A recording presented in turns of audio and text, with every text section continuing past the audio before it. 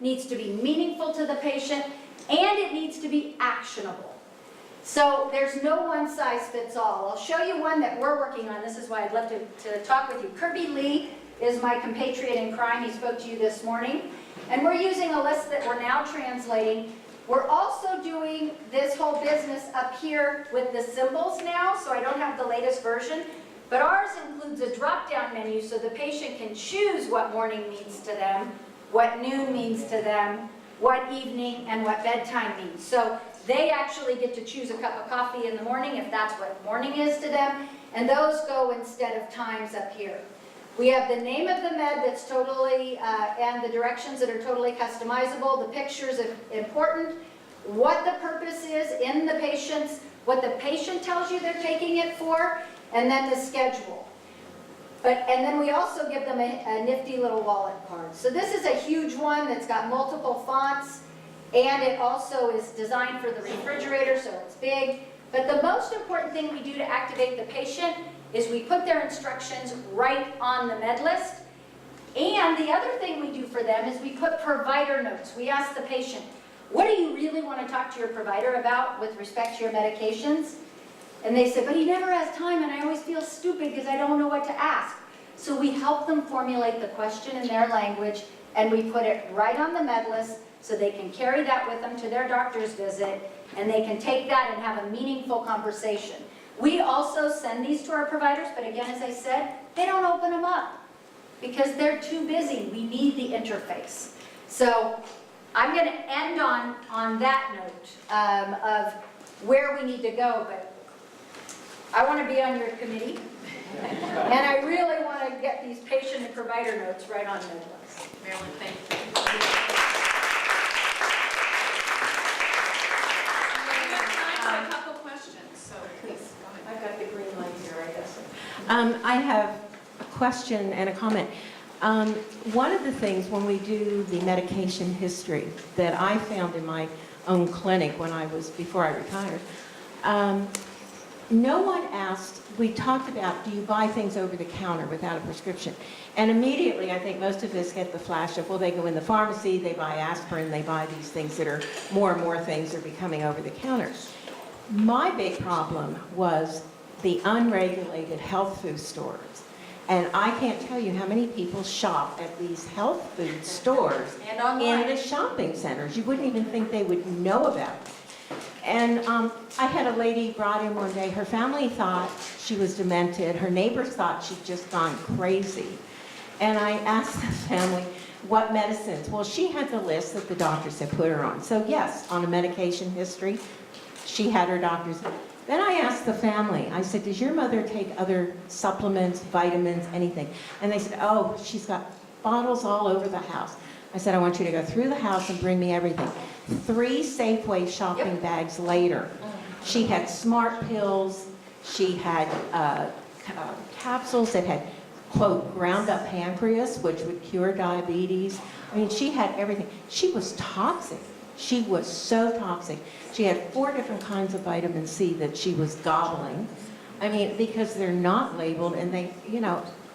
So I just would like to say somehow we need to tell people when you're doing a medication history and you say over the counter, name those things. And I know my grocery store has a huge section of supplemental stuff.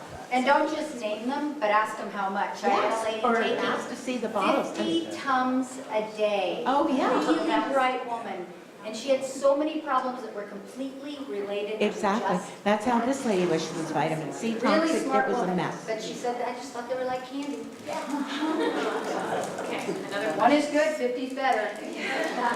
She went through that bottle of 200 Tums in 4 days.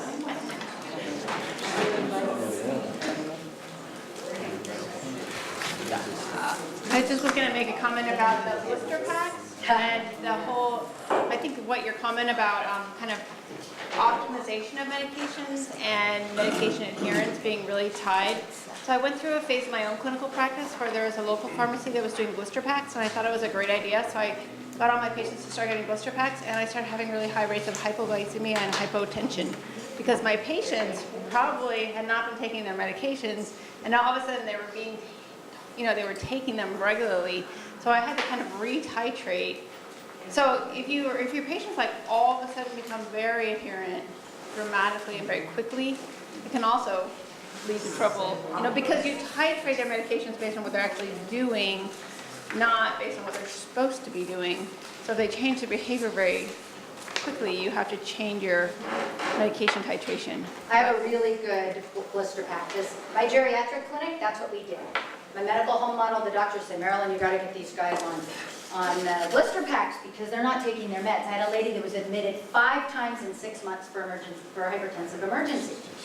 So I finally convinced her to do bubble packs. And she didn't want to. She fought me, but she finally agreed to do them. Got the bubble packs to her. She was on 5 antihypertensives. Got the bubble packs to her. 5 days later, she's back in the hospital with hypertensive urgency. And I'm like, what the heck is going on? So I went to see her at her home. I did home visits. I went to see her at her home when I was finished. When she got out of the hospital, she goes, did you see all those pills in that blister pack? Are you trying to kill me? She said, I would never take all those together. And she said, I didn't take any of them. They scared me to death. So I sat with her, and she preferred, and she was so adherent to take meds 7 times a day. She wanted to start at 5 in the morning, then the next at 7, the next at 10. And once I built her a calendar that fit her lifestyle, she never went back to the hospital. But nobody engaged her in what was good for her. So I learned my lesson on blister packs. Can I just say something about blister packs? Just because the RA constituency, some of us have a hard time capturing this, but they are helpful for adherence. So hopefully if there's any industry people here, you guys will give that feedback back to making them easier to push through. Yeah. Well, my patients love them. I mean, they're really great, but they're also really hard because every time you change your Oh, so hard. it's really hard to get them all. A lot of wasted medication. Yeah, there is. Thank you, Marilyn.